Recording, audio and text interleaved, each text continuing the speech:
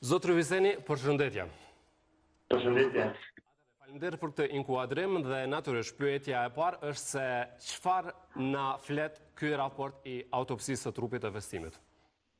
Po, është vërtet që unë kam kryer autopsinë tash trupit të pajit zotit Vestim ditën e shtunë. Tash jemi në përgatitje të raportit të autopsisë që besoj shumë shpejt sipas afateve të parapara ligjore do të dorëzohet edhe organet kompetent, organet kërkuese, në këtë rast që është Prokuroria e Shtetit, pra Prokuroria e Prishtinës.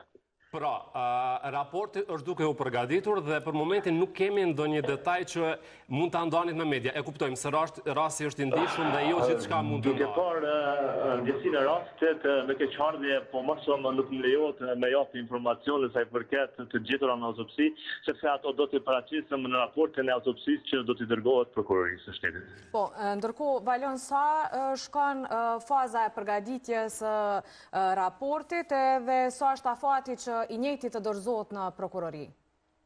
Ka afate të ndryshme ligjore sa i përket dorëzimit të raporteve të autopsisë, varet a kemi në pritje të analizave qoftë toksikologjike, qoftë të histopatologjisë, se të njëjtat pastaj e rritin afatin ligjor për me dhënë mendimin përfundimtar. Na sigurisht që në këtë rast kërkojmë edhe analiza toksikologjike. Ju dini që laboratori toksikologjisë për shkak të avarisë së fundit që ka qenë me rrymën në Institutin e Mjekësisë Ligjore, e cila është në kuadër të rinovimit, është jashtë funksionit momentalisht, besoj që do të merr kohë pak më shumë se zakonisht. Valon, nëse na lejohet ju pyesem se kur saktësisht është kryer autopsia?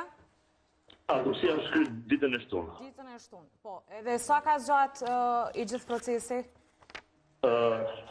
Zakonisht autopsia të zgjatë rreth 2 orë për autopsi të zakonshme, në këtë rast ka zgjatur pak më shumë.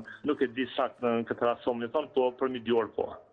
Po, na lejohet të dimë të paktën se ku ka qenë i lënduar personi në fjalë? Nëse lejohet. Thash edhe një herë, më herët për shkak të ndjeshmërisë rastit, sa i përket plagëve dhe dëmtimeve nuk mund të folë, ato mund të folë vetëm në kuadër të raportit të autopsisë. Zotri Viseni, ne të falenderojmë shumë për gatishmërinë tuaj dhe që na ofrove këto informacione me atë sa kemi. Gjithë mirat.